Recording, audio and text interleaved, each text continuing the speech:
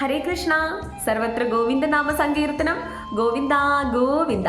കൃഷ്ണ ഗായത്രിയിലേക്ക് ഏവർക്കും സ്വാഗതം. ഇന്ന് തൊട്ട് നവരാത്രി ആരംഭിക്കുകയാണ്.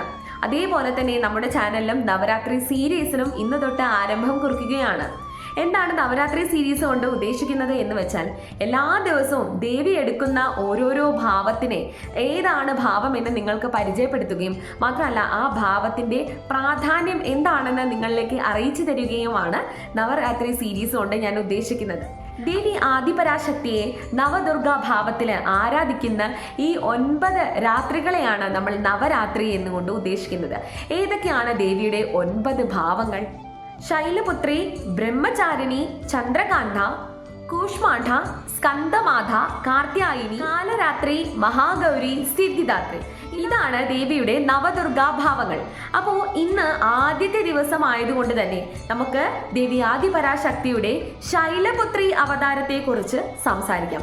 ദേവി ഭക്തർക്ക് ദർശനം തരുന്നത്, ഭക്തർക്ക് അനുഗ്രഹ വർഷം ചൊരിയുന്നത് ശൈലപുത്രിയുടെ രൂപത്തിലാണ്. ശൈലപുത്രി ദേവി മറ്റാരുമല്ല, ദേവി പാർവതി തന്നെയാണ് നമ്മൾ ശൈലപുത്രി എന്ന നാമത്തിൽ പറയുന്നത്. സതീദേവിയുടെ പുനർജന്മമാണ് പാർവതി ദേവി. സതീദേവിയുടെ ദേഹത്യാഗത്തിന് ശേഷം ഭഗവാൻ മഹാദേവൻ വലിയൊരു ഘോരമായ തപസ്സിലേക്ക് ഏർപ്പെടുകയാണ്. അങ്ങനെ സതീദേവി വീണ്ടും പാർവതി ദേവിയുടെ രൂപത്തിൽ പുനർജനിക്കുകയാണ്.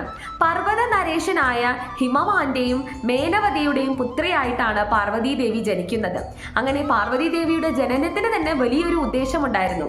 സാക്ഷാൽ മഹാദേവനെ തന്റെ പതിയായി ലഭിക്കണം എന്ന ആഗ്രഹത്തോടെയും ലക്ഷ്യത്തോടെയും കൂടിയാണ് പാർവതി ദേവിയായിട്ട് സതീദേവി പുനർജനിക്കുന്നത്. സാക്ഷാൽ പാർവതി ദേവിയെ തന്നെയാണ് നമ്മൾ നവരാത്രിയുടെ പ്രഥമ ദിനത്തിൽ ശൈലപുത്രി എന്ന നാമത്തിൽ ആരാധിക്കുന്നത്.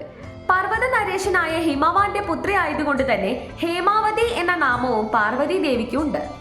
നവരാത്രി ദിനത്തിന്റെ ആദ്യത്തെ ദിവസം ശൈലപുത്രി ദേവിയെ ആരാധിക്കുന്നതിലൂടെ ശക്തിയും ധൈര്യവും ഭാഗ്യവും നിങ്ങളുടെ കൂടെ തന്നെ ഉണ്ടാവും എന്ന കാര്യത്തിൽ യാതൊരു സംശയവും വേണ്ട. വന്ദേ വാഞ്ചിതലാഭായ ചന്ദ്രാർക്കകൃതശേഖരാം വൃഷാരൂഢാം ശൂലധരാം ശൈലപുത്രിം യശസ്വിനിം.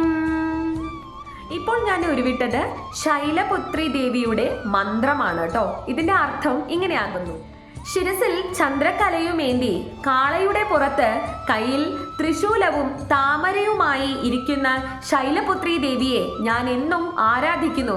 എൻ്റെ ഭക്തി ആ ദേവിയിൽ ഞാൻ സമർപ്പിക്കുന്നു. അതിലൂടെ എനിക്ക് ഐശ്വര്യവും എൻ്റെ ആഗ്രഹ സഫലീകരണവും നേടാനായി സാധിക്കുന്നു. ഇന്നേ ദിവസം നിങ്ങൾ ഈ മന്ത്രത്തിലൂടെ ദേവി ശൈലപുത്രിയെ ആരാധിക്കുകയാണ് എന്നുണ്ടെങ്കിൽ നിങ്ങളുടെ ജീവിതത്തിൽ നിങ്ങൾക്ക് ശക്തിയും ധൈര്യവും പ്രാപ്തമാക്കാനായിട്ട് സാധിക്കും. നന്ദിനി നന്ദിതമേദിനി വിശ്വവിനോദിനി നന്ദനുതേ ഗിരിവരവിന്ധ്യശിരോദിനി വാസിനി വിഷ്ണുവിലാസിനി ജിഷ്ണുനുതേ ഭഗവതി ഹേഷിതി കണ്ഠകുടുംബിനി ഭൂര്യകുടുംബിനി ഭൂര്യകൃതേ ജയ ജയ ഹേ മഹിഷാസുരമർദിനി രമ്യകപർദിനി ശൈലസുതേ.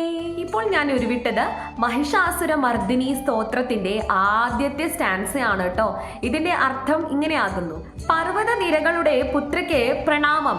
ഈ ഭൂമിയെ മുഴുവൻ സന്തോഷിപ്പിക്കുന്ന ദേവിക്ക് പ്രണാമം. ഈ പ്രപഞ്ചത്തെ മുഴുവൻ ആനന്ദിപ്പിക്കുന്ന ദേവി, പർവ്വത നിരകളുടെ പുത്രിയായ ദേവി, വിന്ധ്യാപർവ്വതത്തിൽ വസിക്കുന്ന ദേവി, ഭഗവാൻ മഹാവിഷ്ണുവിനോടൊപ്പം കളിക്കുന്ന അദ്ദേഹത്തിന്റെ സഹോദരിയാവുന്ന ദേവി, തിളങ്ങുന്ന മുഖങ്ങളുള്ള ദേവി, മറ്റു ദേവതകളാൽ ആരാധിക്കപ്പെടുന്ന ദേവി, സാക്ഷാൽ നീലകണ്ഠന്റെ പത്നിയായ ദേവി, അനേകം കുടുംബങ്ങൾ ഉള്ള ദേവി, എല്ലാ കുടുംബങ്ങൾക്കും നന്മ നൽകുന്ന ദേവി, അതിമനോഹരമായ കേശത്തിന് ഉടമയായ ദേവി, പർവ്വത നരേശന്റെ പുത്രിയുമാണ് ദേവി, മഹിഷാസുരന്റെ മർദ്ദിനിയുമാണ് ദേവി.